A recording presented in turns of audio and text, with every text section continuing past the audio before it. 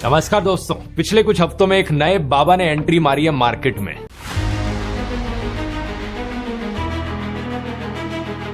सिर्फ 10 साल की उम्र में भक्ति और प्रवचन से लाखों लोगों का ध्यान खींचने वाले अभिनव अरोड़ा एक बार फिर सोशल मीडिया की चर्चा में हैं। और कहते हैं आपकी भगवान कृष्ण से भी आपकी मुलाकात हुई है, आपके छोटे भाई हैं, आप लोग स्कूल में मिलते हैं, ये सत्य है? श्री कृष्ण जी को मैं अपने छोटे भाई के रूप में भजता हूँ। ठीक है, मुलाकात होती है आपकी उनसे? हाँ, मैं दर्शन करता हूँ, कान्हा जी के दर्शन करता हूँ। अभिनव अरोड़ा फाइनली प्रॉपर बाबा बन चुका है, जिसे हम उनका डाउनफॉल समझ रहे थे। वो तो बल्कि उनका इंटर्नशिप था और अब वो फाइनली जॉब क्रैक कर चुके हैं और फेक बाबा गैंग में उसका ज्वाइनिंग हो चुका है। तो चलिए देखते हैं अब क्या कैंड किया इसने।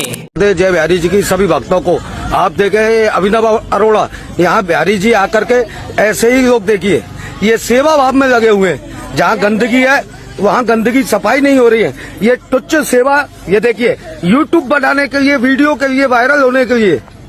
देखो ये देखो यूट्यूबरों को यूट्यूबर वृंदावन में आकर के आप देखिए हमारे में क्या होता है। जहाँ गंदगी है देखिए, ये सफाई नहीं है। ये मेरा काम है, मैं आप अपना करो। ये देखिए हमारे वृंदावन में यूट्यूबरों का आकर के आतंक, जो यहाँ सफाई कर रहे हैं, ये भैया है प्रतिदिन यहाँ सफाई करते हैं। देखा कैसे कैमरे को देखकर झाड़ू लगाने लगा, इतना एक्टिंग। देखा आपने, ये अभिनव जहाँ सफाई करनी चाहिए वहाँ छोड़, जहाँ सफाई नहीं करनी चाहिए वहाँ सफाई कर रहा है। और यहाँ के हमारे प्रेमानंद महाराज को ज्ञान पेर रहा है। क्या सोच है रे तेरी, मानना पड़ेगा। अब यार मुझे एक बात समझ नहीं आ रहा कि लोगों को इतना क्या चूल मची है, छोटे से बालक से आशीर्वाद ले रहे हैं और ये ओवर एक्टिंग तो इतना करता है कि पूछो मत। क्योंकि भाई इस वीडियो में इतना फेक इमोशन और इतना फेक आंसू है कि पूछो मत। इसे भगवान भी ये कह रहे होंगे, हे अत्यंत थुलथुले गोल मटकी के स्वरूप बालक, तुम्हें धूप से बचाने के लिए ही तो मैंने गोवर्धन उठाया है, यहाँ आ जाओ।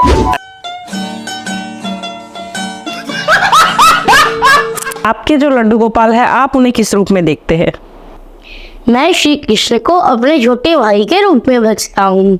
खुद को बलराम। पहली बात तो ये होता कौन है, भगवान श्री कृष्ण को अपने छोटा भाई मानने वाला। भाई भगवान कृष्ण के बारे में इतना जानते जितना खुद भगवान कृष्ण नहीं जानते अपने बारे में। आप खुद देखिए, भगवान कृष्ण के पास जो सुदर्शन चक्र था वो उन्हें किसने दिया था? भगवान श्री कृष्ण के पास जो सुदर्शन चक्र था वो उन्हें दिया था। किसने दिया था, जरा फिर से बोलना। वो उन्हें दिया था। भगवान कृष्ण का जो नाम कृष्ण है वो, उसका अर्थ क्या है? कृष्ण का मतलब क्या होता है? और कृष्ण किस नाम भाषा का बहुत शब्द है ये? सुंदर अर्थ है जी, कष्ट हरने वाला। इनको देखकर मेरे 10वीं क्लास का याद आ जाता है। वाइवा के वक्त मेरा भी हाल कुछ ऐसा ही था। और ध्यान से देखिए पीछे इसके पिताजी बता रहा है, कष्ट हरने वाला।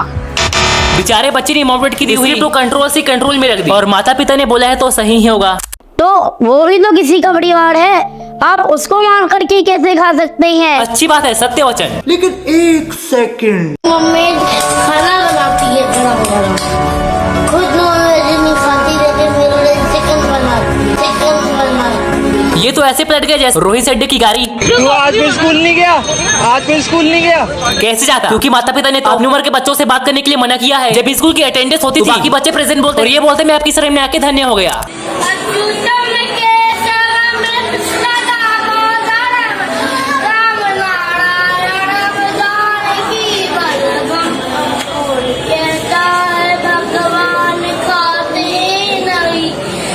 भाई इस बच्चे ने तो बचपन से बाबा बनने की ट्रेनिंग शुरू कर दी थी। भाई गाना गाते समय इतना एक्टिंग करने की क्या जरूरत है तुझे?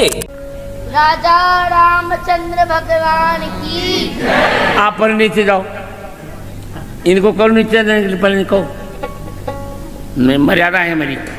बेचारे के साथ बहुत बुरा हुआ, हजारों लोगों के सामने उसको स्टेज से भगा दिया। आओ देखते हैं इसमें अभिनव का क्या ख्याल है।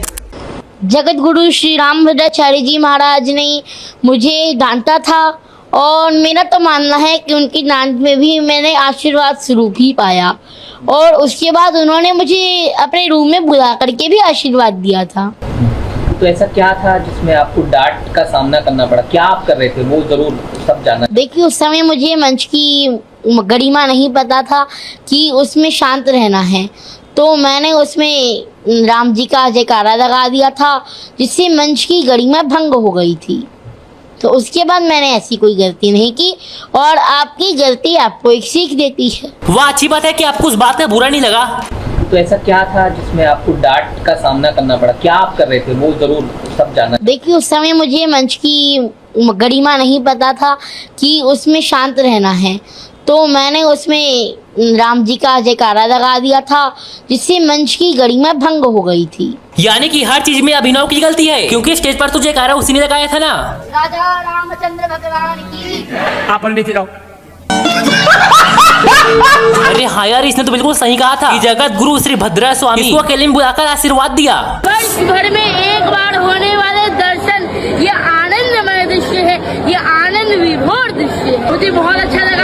आज से 21 दिनों की चंदन यात्रा प्रारंभ हो रही है और इस दिन ठाकुर जी को चंदन का लेपन लगाया जाता है। ठाकुर जी को गर्मी से राहत देने के लिए, ठंडक देने के लिए उनके चरणों में चंदन का लड्डू अर्पित किया जाता है। कितने दिनों से तैयारियां चल रही थी, हम लोग चंदन घिस रहे थे, चंदन का लड्डू बना रहे थे। आज अक्षय तृतीया का महा महोत्सव है और मैं श्री बांके बिहारी जी के चरण दर्शन कर रहा हूँ। मेरा सौभाग्य है।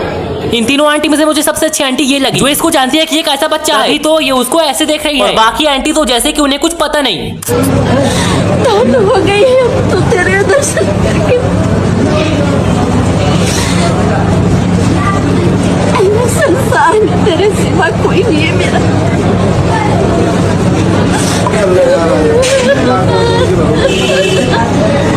भाई इस बंदे का क्रेज इतना बढ़ता जा रहा है कि पूछो मत। भाई आजकल के लोग इसे अपना सब कुछ समझते हैं। परिवार जाए बाहर में पहले अभिनव।